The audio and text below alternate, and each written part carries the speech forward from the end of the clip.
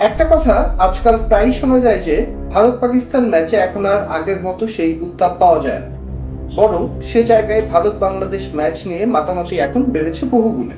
আর তা শুধু পুরুষ ক্রিকেটেই নয়, কিন্তু ভারত বাংলাদেশ নারী ক্রিকেট ম্যাচও এখন আলোচিত বিষয় হয়ে উঠেছে। সম্প্রতি অনেকের নজরে নাও এসে থাকতে পারে, এমার্জিং এশিয়া কাপেও বাংলাদেশের সৌম্য সরকারের সাথে বিবাদে জড়িয়েছিলেন ভারতের হর্ষিত রানা। পরে আম্পায়ার এসে পরিস্থিতি সামাল দেয়।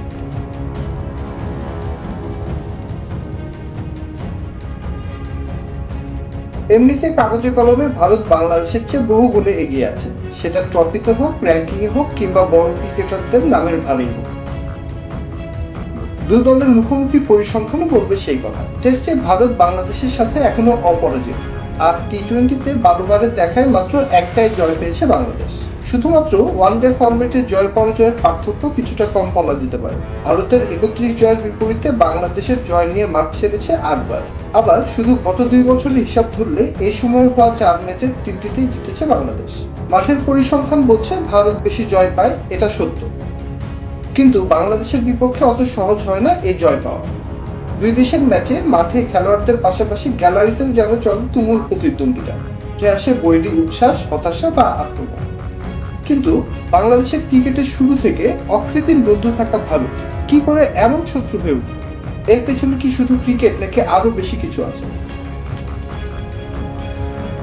আজকের ভিডিওতে জানবো বাংলাদেশ ভারত ক্রিকেটের এরকম 13টি ঘটনা। চলুন আর দেরি না করে শুরু করা যাক। 1, ভারতের বিপক্ষে প্রথম জয়। ভারতের বিপক্ষে 2004 সালে বাংলাদেশ আন্তর্জাতিক ক্রিকেটে জিততে শুরু করে। সেটা ছিল বাংলাদেশের জন্য ঐতিহাসিক 100তম ওয়ানডে ম্যাচ। ওই সময় সেটা যেমন ছিল বাংলাদেশের জন্য বিরাট জয়, তেমনি ভারত সহ গোটা ক্রিকেট বিশ্বের জন্যই ছিল বিস্ময়।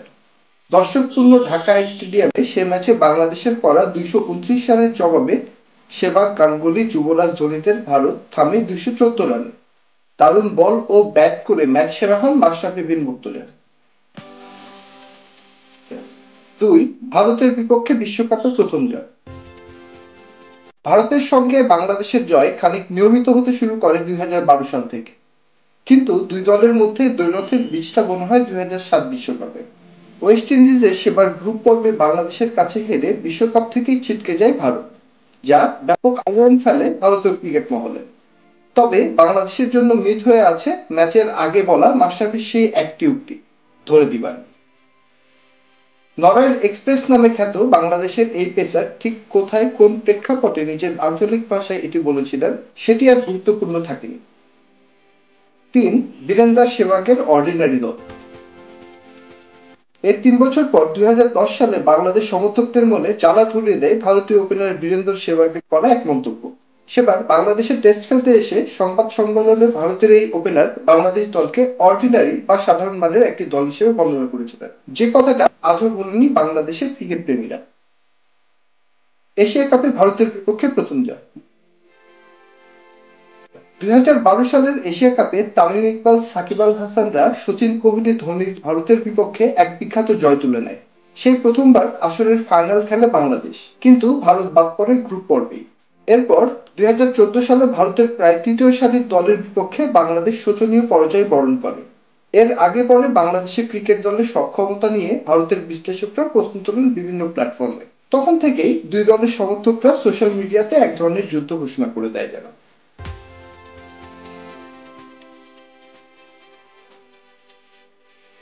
5, বিশ্বকাপ 2015। 2015 বিশ্বকাপের কোয়ার্টার ফাইনালে রোহিত শর্মাকে করা এক ফুলটস বল সোজা স্কোয়ার লেগে ফিল্ডারের হাতে জমা হয়, কিন্তু বাংলাদেশের ক্রিকেটারদের উইকেট উদযাপনের মধ্যেই আম্পায়ার নো বল ঘোষণা দেন। পরে টেলিভিশন রিপ্লেতে দেখা যায় একেবারেই মাঝামাঝি একটা জায়গায় বল ব্যাটে আঘাত হানে। পরে রোহিত সেই ম্যাচে সেঞ্চুরি হাঁকান, বাংলাদেশ হেরে যায় বড় ব্যবধানে। কিন্তু এই নো বল বিতর্কে তখন ভাগ হয়ে যায় দুই দেশের ক্রিকেট। বাংলাদেশের তৎকালীন ক্রিকেট বোর্ড সভাপতি মোস্তফা কামাল বলেছিলেন আম্পায়ার খুবই বাজে হয়েছে। বাংলাদেশে এই নো বল নিয়ে এতটাই মাতামাতি ছিল সে সময় যে বাংলাদেশের প্রধানমন্ত্রী শেখ হাসিনা ওই ম্যাচ নিয়ে মন্তব্য করেন। বাংলাদেশের বিভিন্ন সামাজিক যোগাযোগ মাধ্যম এই এক নো বলের ছবি দিয়ে সে সময় ভরা ছিল। সে সময় আইসিসির সভাপতি ছিলেন বাংলাদেশের আহম মোস্তফা কামাল। বিশ্ব চ্যাম্পিয়ন দলের হাতে শিরোপা তুলে দেওয়ার কথা ছিল তার। কিন্তু ফাইনালের মঞ্চে তিনি উঠতে পারেননি এবং দেশে এসে পদত্যাগের ঘোষণা দেন। আর এসব কিছুর জন্য সমালোচনা করে ভারতের দিকেই তীর ছুড়েন তিনি। 6. মুস্তাফিজ ধোনি বিতর্ক। বিশ্বকাপের রেস চলতে থাকে বাংলাদেশ ভারত ক্রিকেটে। বিশেষত বাংলাদেশের মাটিতে সে বছরই সিরিজ খেলতে এসেছিল ভারত। সেবার মুস্তাফিজ রহমান তার ওয়ানডে অভিষেকে ভারতকে রীতিমতো নাস্তানাবুদ করেন। সাতক্ষীরার এই ফাস্ট মিডিয়াম পেসারের দুর্দান্ত পারফরমেন্সে ভারতকে প্রথমবারের মতো যে কোনো ফরম্যাটে সিরিজ হারায় বাংলাদেশ।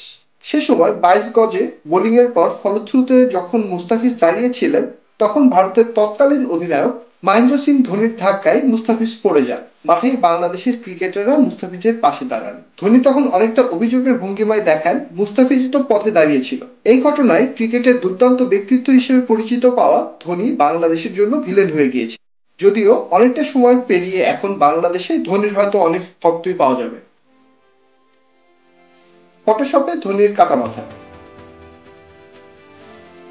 গণমাধ্যম আর সামাজিক মাধ্যমে বরিতার উত্থান, মাঠের এসব নানা ঘটনা মাঠের বাইরে নিয়মিত আগুন ধরায় সমর্থকদের মাঝে। গণমাধ্যম ছাড়িয়ে সামাজিক মাধ্যমেও এবার নানা মতামত, তর্ক বিতর্ক উঠে আসতে থাকে, যা মাত্রা ছাড়াতে থাকে নিয়মিত। যেমন একবার সোশ্যাল মিডিয়ায় কেউ কেউ ছবি এডিট করে ধোনির কাটামুন্ডু তাসকিনের হাতে ধরিয়ে দেন। আবার বাংলাদেশের এক জনপ্রিয় দৈনিকের রম্য পত্রে ছাপা হয়েছিল মুস্তাফিজ কাটার মাস্টার হয়ে ভারতের ক্রিকেটারদের চুল অর্ধেক ন্যাড়া করে দিয়েছেন। ভারতে আবার এ ঘটনায় তীব্র আপত্তি দেখা গিয়েছিল। ভারতের অনেক ক্রিকেট সমর্থক তখন বলেছিলেন যে ভারত বাংলাদেশের টেস্ট স্ট্যাটাস পেতে সমর্থন জুগিয়েছিল, তাদের নিয়ে এমন করা উচিত নয়। বাংলাদেশ ক্রিকেট সমর্থকদের অনেকের পাকিস্তানকে সমর্থন দেওয়াটা ভারতের ক্রিকেট সমর্থকরা ভালোভাবে দেখেন না। এটা নিয়ে প্রায়ই সোশ্যাল মিডিয়ায় নানা আলোচনা দেখা যায় দুই পক্ষের মাঝে। 8. ফাইনালস। ভারত বাংলাদেশ লড়াইটা এরপরও মাঠে নিয়মিত চলতে থাকে। বিশেষত 2016 ও 2018 সালে এশিয়া কাপের ফাইনালে খেলেছে ভারত ও বাংলাদেশ। 2016 সালের এশিয়া কাপ ফাইনালে অনেকটা একপেশে ভাবেই জয় পায় ভারত। কিন্তু 2018 সালের এশিয়া কাপ ফাইনালে ভারত বাংলাদেশ ম্যাচে বিতর্ক হয়েছিল লিটন দাসের স্ট্যাম্পিং নিয়ে। 121 রান করে আউট হয়েছিলেন বাংলাদেশের এই স্টাইলিশ ব্যাটার। সে ম্যাচে মাশরাফি বিন মুর্তজা দারুণ বল করেছিলেন, তবে শেষ পর্যন্ত বাংলাদেশ ম্যাচটি হেরে যায়। আবার একই বছর আরেকটি ফাইনালে শ্রীলঙ্কার নিরাজ ট্রফিতে ভারতের কাছে শেষ বলে হেরে যায় বাংলাদেশ। 9. টি-20 বিশ্বকাপ। দুই দেশের মধ্যকার সবচেয়ে আলোচিত ম্যাচ বোধহয় 2016 সালে টি-20 বিশ্বকাপের বেঙ্গালুরুতে বাংলাদেশ বনাম ভারতের খেলাটি। সেবার 3 বলে 2 রানের সমীকরণে থেকেও ম্যাচটি হেরে যায় বাংলাদেশ, যা নিয়ে সামাজিক মাধ্যমে প্রচুর ট্রলের শিকার হয় বাংলাদেশের সমর্থকরা। 10. অনূর্ধ্ব-19 বিশ্বকাপ। ক্রিকেটের বড় মঞ্চে নিয়মিত দেখা হতে থাকে দুই দলের, কিন্তু 2020 সালের ভারত বাংলাদেশ দ্বৈরথ আবারও মাথাচাড়া দিয়ে উঠে যুব দলের হাত ধরে। সেবার অনূর্ধ্ব-19 বিশ্বকাপ ফাইনাল খেলেছিল ভারত এবং বাংলাদেশ। বাংলাদেশের অনূর্ধ্ব-19 দল ফাইনালে ভারতকে হারিয়ে সেইবার প্রথমবারের মতো দেশের জন্য বড় কোনো ট্রফি জেতে। সেই ম্যাচে জয়ের পরে বাংলাদেশের ক্রিকেটারদের উল্লাস খানিকটা সীমা ছাড়িয়েছিল বলে মনে করেন অনেকে। সেবার ভারতের ক্রিকেটারদের কেউ কেউ তেলেও এসেছিলেন, তবে শেষ পর্যন্ত বিজয়ের হাসি হাসেন তানজিদ তামিম, শরীফুল, তানজিম সাকিবরা।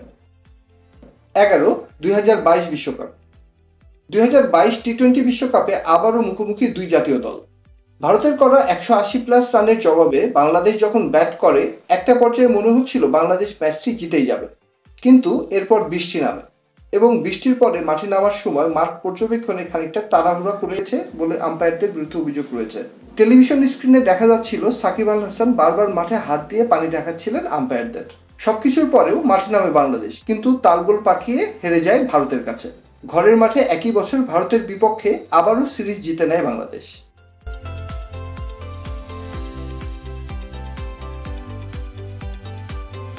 12. নারী ক্রিকেটের দ্বৈরথ। সবশেষ চলতি বছর নারী দলের হাত ধরে ভারত এবং বাংলাদেশের মধ্যকার ক্রিকেটীয় লড়াই আরো একবার আলোচনায় আসে। 3 ম্যাচ সিরিজের শেষটিতে আম্পায়ার সিদ্ধান্ত নিয়ে নাখুশ ছিলেন ভারতের অধিনায়ক হারমানপ্রীত কৌর।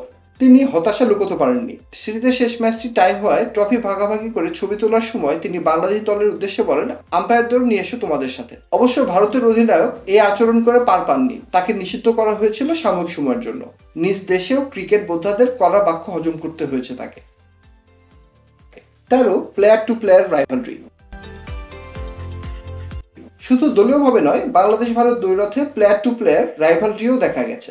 গত বছর ভারতের বিপক্ষে টেস্ট সিরিজে লিটন সিরাজ দ্বৈরথ, কিংবা 2015 বিশ্বকাপে রুবেল বিরাট কোহলি অথবা তামিম জহির খান, এরকম প্লেয়ার টু প্লেয়ার রাইভালরিও বিভিন্ন সময় দেখা গেছে। এবারের বিশ্বকাপে আবারও মুখোমুখি হবে বাংলাদেশ ও ভারত পুনের MCA স্টেডিয়ামে। আর সে ম্যাচে পুরনো দ্বৈরথ কতটা প্রাণ পায় তা এখনো দেখা বাকি। আজকের ভিডিওটি ভালো লেগে থাকলে লাইক দিন। বিভিন্ন ইন্টারেস্টিং বিষয় নিয়ে নিয়মিত ভিডিও দেখতে চ্যানেলটি সাবস্ক্রাইব করুন। ধন্যবাদ সবাইকে।